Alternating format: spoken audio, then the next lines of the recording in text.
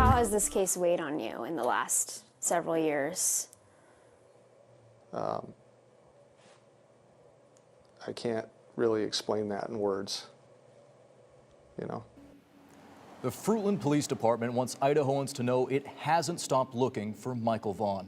The then 5-year-old known as Monkey disappeared from his home in July of 2021.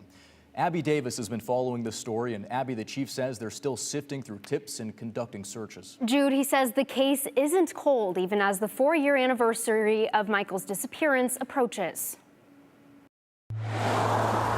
This is one of the worst case scenarios for any small city. The disappearance of Michael "Monkey" Vaughan. He is energetic, very inquisitive, loves the moon and stars. Brandy Neal's second youngest. He wants answers to everything. He wants to know how everything works.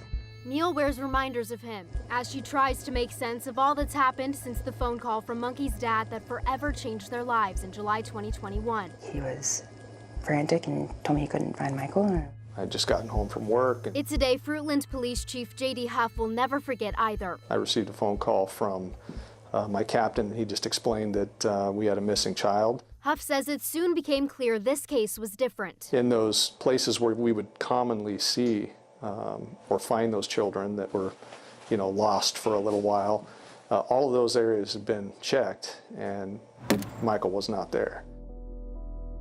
We started looking at it from the criminal aspect at that point. And it just kind of all melds together. Just searching the questions, the worry. It felt like the whole world just stopped.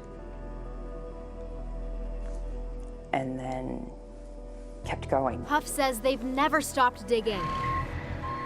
The last major breakthrough in the case was more than 2 years ago. Crews dug up suspects Stacy and Sarah Wander's backyard that sits just a few blocks from Michael's home. Police say they had credible information from someone living in the Wanderers' house the young boy's body was there. Cadaver detection dogs alerted to human remains, but none were found. You said that you guys believe he was buried in the Wanderers' backyard and then potentially moved elsewhere. Is that still the case? That's still my belief.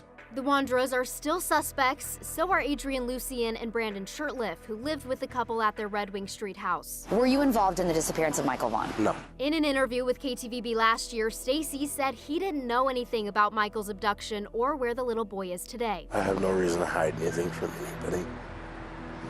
I'm not that type of person. Stacy has been in and out of custody for a couple of years after pleading guilty to an unrelated gun crime, then violating conditions of his supervised release. Sarah is in prison until at least 2026 on charges of aggravated assault with a deadly weapon and destruction, alteration, or concealment of evidence unrelated to Michael's disappearance. Huff says he knows where Lucien and Shurtleff are, but wouldn't elaborate further on any of the suspects since it's an active investigation. He says he's confident the right people will one day be held accountable. It's been said in the past that, no body, no crime. I would just tell you that I don't believe that holds water. And the only reason I say that is because with the volumes of circumstantial evidence that you can obtain. We need that one piece, that one little piece to tell us where Michael is. Do you have hope that they'll bring Michael home? Yes. One way or another. Huff believes there are people out there that know what happened to Michael or have information about his disappearance.